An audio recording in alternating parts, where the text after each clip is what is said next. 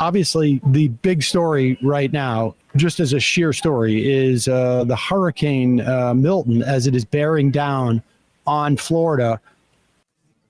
Again, another once in a lifetime storm. We say this now multiple times a year, it sounds like.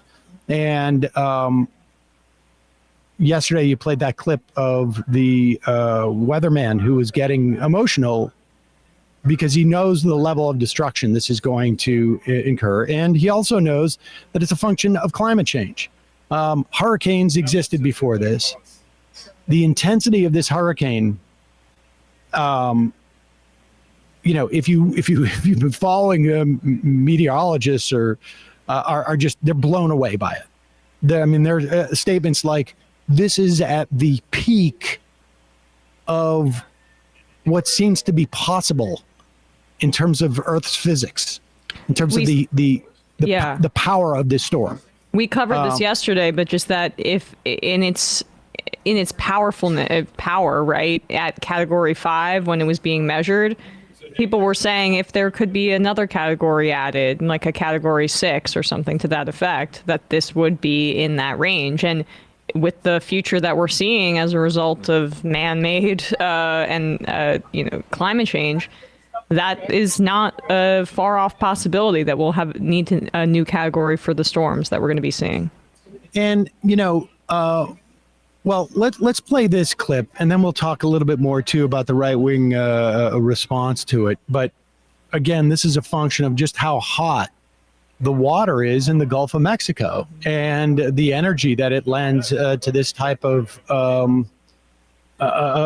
storm. Here is the mayor of Tampa, Jane Castor, begging people to evacuate on CNN. This was on Monday. Yeah, we've seen how jammed up those highways are. I know a lot of the tolls have been suspended to help facilitate people getting out of there. What would you say to people tonight who are saying, you know what, I'm going to ride this out, I've ridden others out? What would you say to people who aren't heeding those evacuation orders? Well, I can tell you right now that they may have done that in others. There's never been one like this. And this, Helene was a wake-up call. This is literally catastrophic. And I can say without any dramatization whatsoever, if you choose to stay in one of those evacuation areas, you're going to die. Wow. I mean, that is an incredibly blunt message. And I know you have a lot of experience dealing with these storms. You don't say something like that lightly, Mayor. I've never said that. And 10 to 12 foot surge. I mean, if this takes a jog to the south, that's going to save us from the storm surge. But it stays on the track that it's projected to be on right now. Or if it goes a bit north, would be even worse. Some of the predictions are saying that Pinellas County to the south of us, the entire county is going to be underwater. So this is something that I have never seen in my life. And I can tell you that anyone who was born and raised in the Tampa Bay area has never seen anything like this before. Okay. People need to get out. Here's the issue with that. And good for her for trying to get people to evacuate. But this seems to be the thing that that Helene was not a wake-up call about, that the media doesn't seem to be terribly sensitive to, is that obviously it's important for her to go on and say this type of things, but there are tens of thousands, maybe hundreds of thousands of people who do not have the ability to evacuate. Yeah. I mean, here, this is just one example.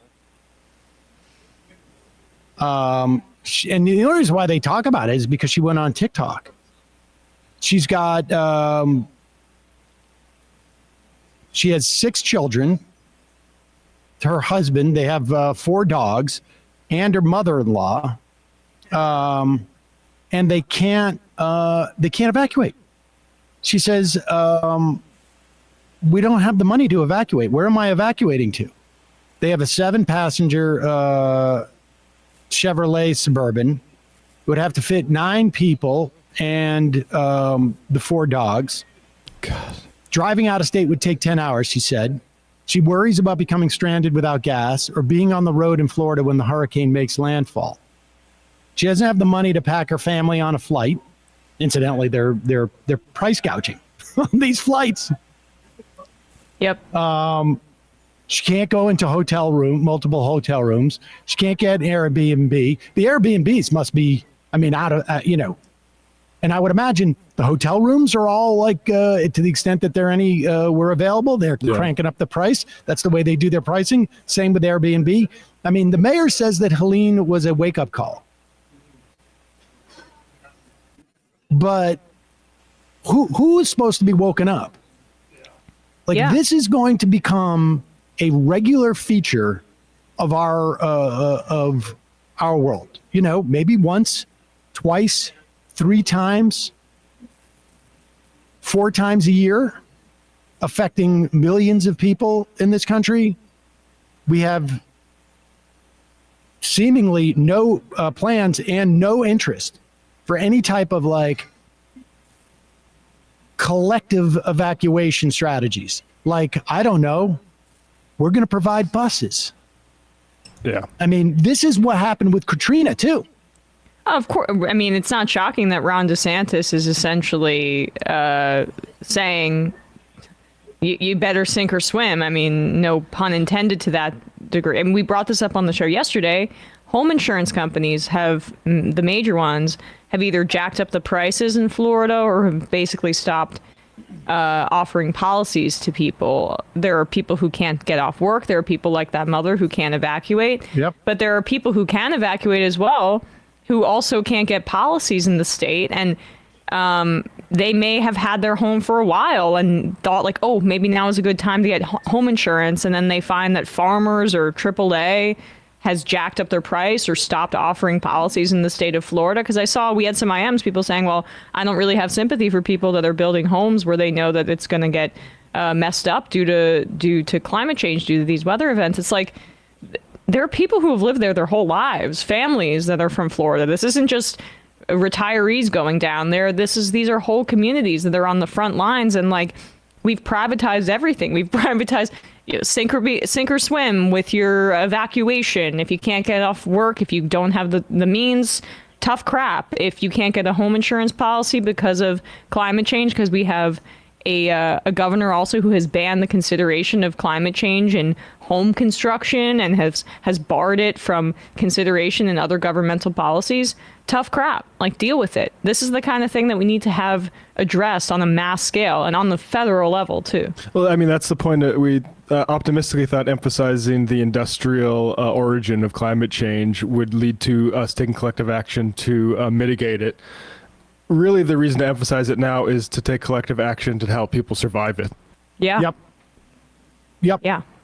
This is, and at one point there's going to be an awareness that we're going to have to address this, but we have one of the major Republican legislative fundraisers, right? Marjorie Taylor Greene. We may all think she's a joke, but within the context of the Republican Party, she is a major figure, an important figure who is out there basically saying, not only is climate change fake, there's a weather machine that's creating these things. Trump's calling it a hoax. Trump has repeatedly called climate change a hoax. And when asked about it, he said, okay, well, there will be more beachfront property, which is, first of all, not true because there will just be less land mass as the sea level rises. But also, hey, this is supposed to be your home base. You turned Florida as red as hell, buddy. Don't you care at all? Obviously not. But these are entire communities in the south of this country and in other areas that are going to be decimated by this. And here's Marjorie Taylor Greene. She says, yes, they can control the weather on Twitter. Here's Obama's CIA director, John Brennan, talking about it. Anyone who says they don't or makes fun of this is lying to you. By the way, the people know it and hate all of you who are trying to cover it up. Yeah, I got to call foul on that. I don't think the people collectively believe that the government or whoever they is, you can interpret that in many ways, controls the weather. But yeah, as you Well, mentioned, you Sam. I mean, think if you she's listen, the most. the data is Yeah. out there that it is not helpful for incumbents or people who are associated with incumbents for hurricanes to hit, for natural disasters in an election. Yeah. So if they had the ability to control it, you would think they would be a little more strategic when they deploy this thing. Well, they don't have the ability to read political science. Right. And this, but if I were to think of one representative who's most representative of the base of the Republican Party, I would think Marjorie Taylor Greene. And here she is. Georgia's close to Florida. Like, the state that she's a representative of is also going to be feeling the effects of this, whether it be people felt it in the context of felt- Helene too. Right, exactly. And and instead of doing anything for the constituents of Georgia's 14th, she'd rather make some vague allusions to the Jews controlling the weather machines or whatever. Yeah, that is. it's pretty terrifying. Hey, folks, don't forget to hit the subscribe button and check out our daily show. We do it every day at 12 p.m. Eastern for about 2.5 hours. We even take phone calls. You should check that out.